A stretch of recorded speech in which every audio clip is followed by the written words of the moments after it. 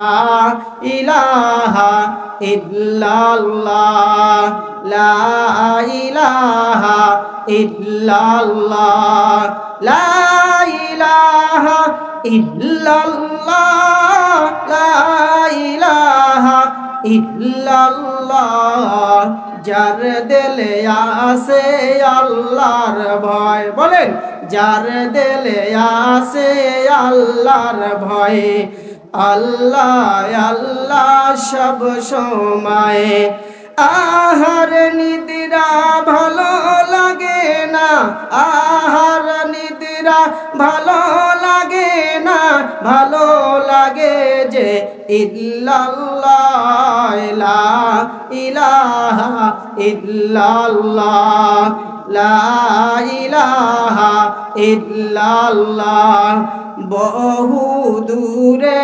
Medina হায় হায় কেমনে যাব জানি না দয়া করো দয়ার আল্লাহ দয়া করো দয়ার আল্লাহ মিঠাও মনের বাসনা লা ইলাহা ইল্লাল্লাহ লা ইলাহা ইল্লাল্লাহ লা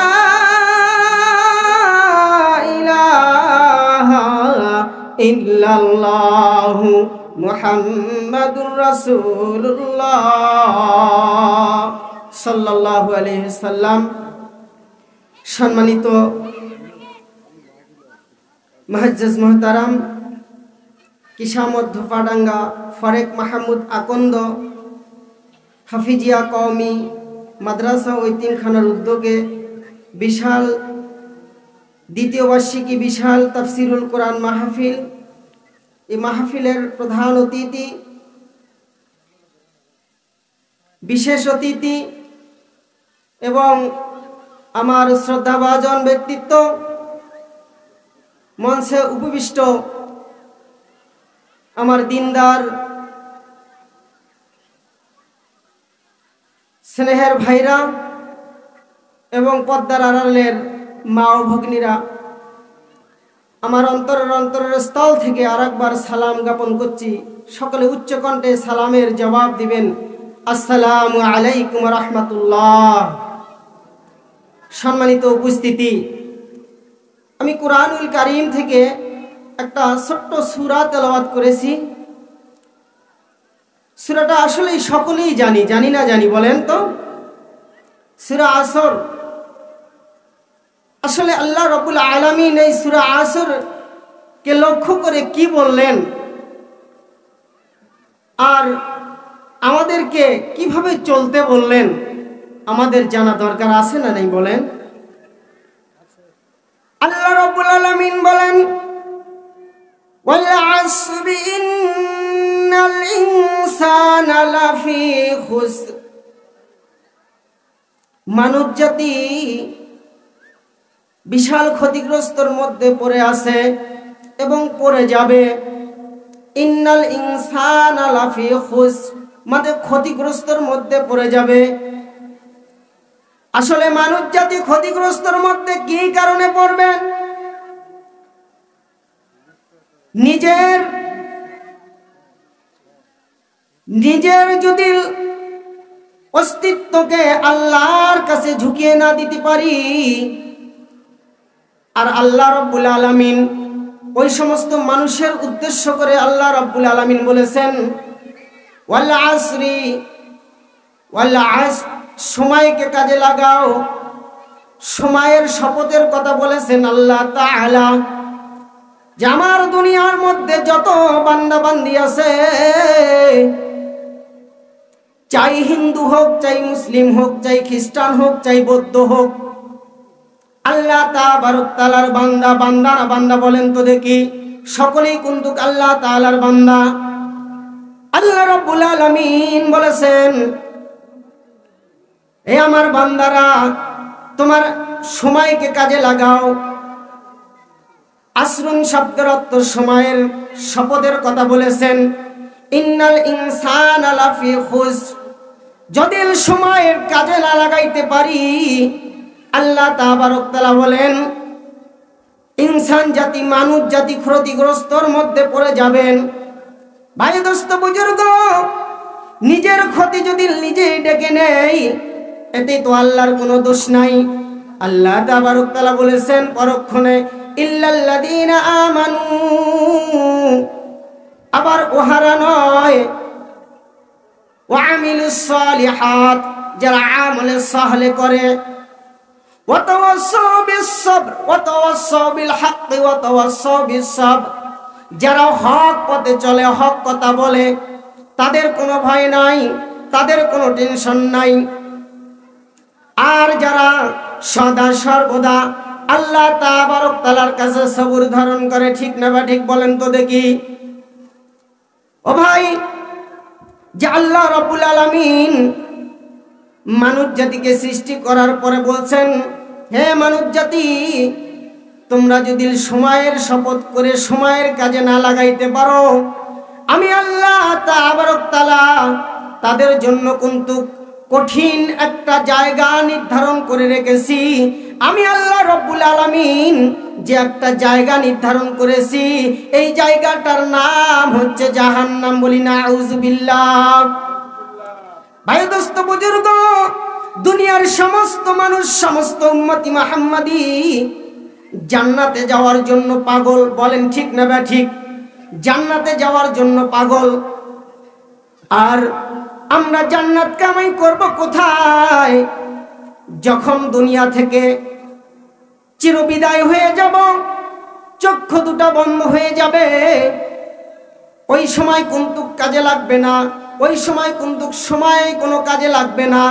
কারণ জীবিত অবস্থায় চক্ষু যতক্ষণ পর্যন্ত দুনিয়াতে মেলা থাকবে, চক্ষু যতক্ষণ পর্যন্ত দুনিয়ার নাজ নিয়ামতের দিকে দেখবে, ততক্ষণ পর্যন্ত যদি আল্লাহ তাবারক তাআলার নিয়ামতগুলা দেখার পর, নিয়ামতগুলা ভক্ষণ করার পর, যে আল্লাহ তাবারক তাআলা বলছেন, হে বান্দা বান্দীরা, আমি আল্লাহর সময়ের শপথ করে বলেছি, তোমরা সময়কে কাজে লাগাও, ওই সময়কে কাজে লাগে তারপরে আমি আল্লাহর দাসত্ব করো।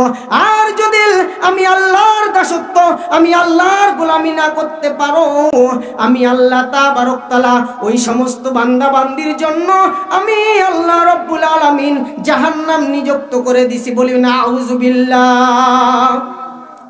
আর যে সমস্ত বান্দা বান্দিরা আল্লাহ তাবারক তাআলার সময়কে কাজে লাগাইতে পারবেন, আল্লাহ তাবারক তাআলার দাসত্ব গোলামি করতে পারবেন, আল্লাহ তাবারক তাআলা তাদের জন্য বলছেন, হে দুনিয়ার মানুষ, হে উম্মতি মুহাম্মাদি, হে আমার গোলাম, হে আমার বান্দা বান্দিরা, তোমাদের কোনো ভয় নাই, তোমাদের কোনো টেনশন নাই।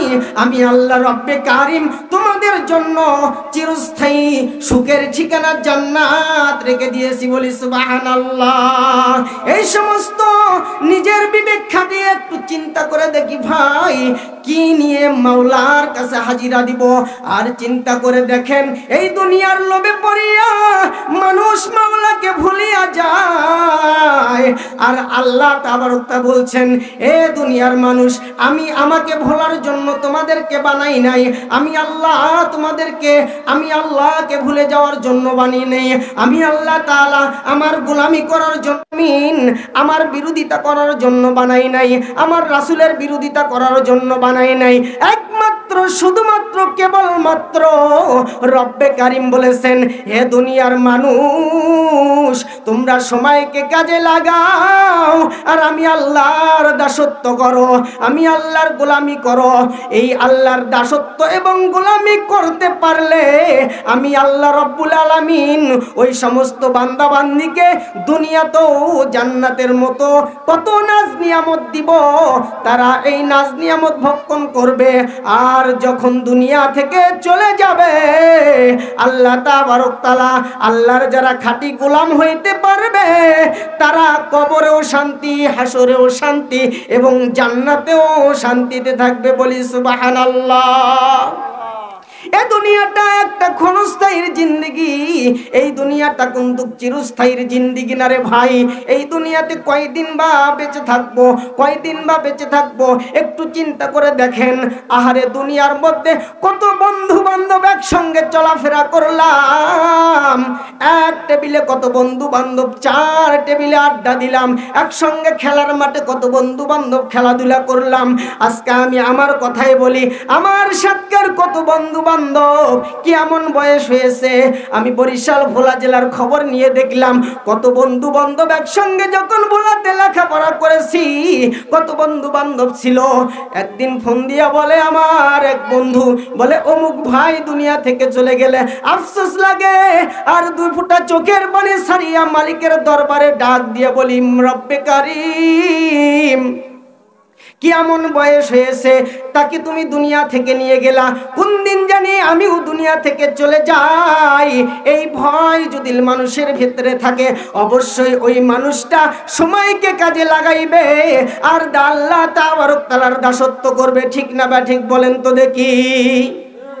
এমনি এমনি জান্নাত শুধু চাইলেই পাবো না, জান্নাত এমনি এমনি চাইলেই পাওয়া যাবে না, জান্নাতের কাজ করতে হবে না হবে বলেন ভাই?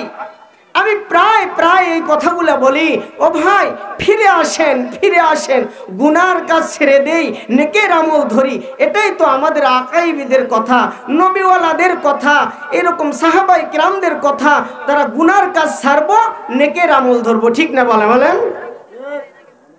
ও ভাই দোস্ত বুজুর্গ,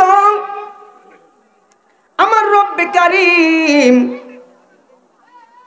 আপনার আমার মাঝে যে মৃত্যু নামক যে একটা মেডিসিন দিয়া পাঠাইছেন, ঠিক না ব্যাঠিক বলেন? দুনিয়াতে যতই লাফালাফি করি না কেন, যতই পারাপারি করি না কেন, আমার আল্লাহ বলেন আমার যখন সময় হয়ে যাবে, আমি আল্লাহ তাবারক তাআলা ওই ব্যক্তির গেটের মধ্যে আজরাইলকে পাঠাই দিব। আজরাইল আপনার আমার গেটের মধ্যে আসিয়ে কলিং বেল যখন বাজিয়ে ফেলবে, ওই যে আমি যে সূরাটার কথা বললাম, সময়ের শপথের কথা বললাম, যখন আজরাইল আলাইহিস সালাতু ওয়াস সালাম আপনার আমার বাড়ির দরজায় আসিয়া হাজির হবে, ওই দিন যতই আপনি চিন্তা ভাবনা করেন যে আল্লাহর দাসত্ব করব, আল্লাহর গোলামি করব, ওই দিন কিন্তু যতই চেষ্টা করি না কেন, ওই দিন কিন্তু আমি যতই ইবাদতের চেষ্টা করি না কেন, তো ইবাদত করতে পারবো না। যদি একটাবার চিন্তা করেন, সময়কে কাজে লাগিয়ে যদি আল্লাহ তাবারক তাআলার দাসত্ব গোলামি করতে পারি আর হক পথে চলতে পারি, আল্লাহ তাবারক তাআলার সবর ধারণ করতে পারি, আল্লাহ তাবারক তাআলা ওই বান্দা বান্দির জন্য অবশ্যই জান্নাত রেখে দিছে। বলেন সুবহানাল্লাহ। দুনিয়া ক্ষণস্থায়ীর জিন্দেগি, দুনিয়াতে কয়দিন বেঁচে থাকবো, এই দুনিয়া কিন্তু আজ আসে কাল থাকবে না। ও ভাই দেখেন কত মানুষ একসঙ্গে চললাম, যে কথা বলতে চাইছি আমি, কত মানুষ একসঙ্গে চলাফেরা করলাম, যত মানুষ একসঙ্গে চলাফেরা করলাম। আপনার বাড়িতে একটু চিন্তা করে দেখেন, আমি প্রায় বলি, 2 মিনিটে কথাটা শেষ করে দিব, একটু চিন্তা করে দেখেন। আপনার আমার বাড়িতে দাদা ছিল, হঠাৎ করে দেখবেন আপনার আমার দাদা দুনিয়া থেকে চলে গেছে, তারপরে দেখবেন বাবার সঙ্গে হাত ধরে কত চলাফেরা করলাম, বাবাও হঠাৎ করে একদিন দুনিয়া থেকে চলে গেল। ও ভাই চিন্তা করে দেখি, কোনদিন জানি আপনার আমার দ্বারে মালাকুল মউত এসে যায়। ওই মালাকুল মউত যদি আমি আজকে এখান থেকে যাওয়ার পর রাত্রি 12টা 1টার সময় যদি হঠাৎ করে মালাকুল মউত এসে হাজির হয়ে যায়, ওই মালাকুল মউতের হাত থেকে বাঁচতে পারবো না।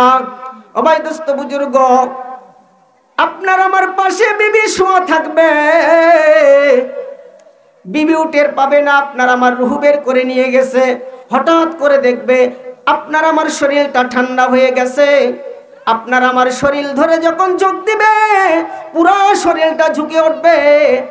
হঠাৎ করে বিবি চিৎকার মেরে বাড়ির আশপাশের লোকজনদেরকে ডাক দিয়ে বলবে, কে কোথায় আসো? কে কোথায় আসো, আসো আসো আসো। অমুকের বাবা কেন আর কথা বলে না? ও ভাই চিন্তা করে দেখি, কি নিয়ে কবরে যাব, কাকে নিয়ে কবরে যাব? আশপাশের লোকজন দৌড়াদৌড়ি করে আসবে, আপনার আমার হাতের এই রকম করে দেখবে, নারী আর চলে না, বলবে অমুক আর নাই। ও ভাই চিন্তা করে দেখি, আমি যখন দুনিয়া থেকে চলে যাব, কি নিয়ে দুনিয়া থেকে চলে যাব? নেক আমল ব্যতীত অন্য কোনো জিনিস কিন্তু দুনিয়া থেকে নিয়ে যাওয়া সম্ভব নয়।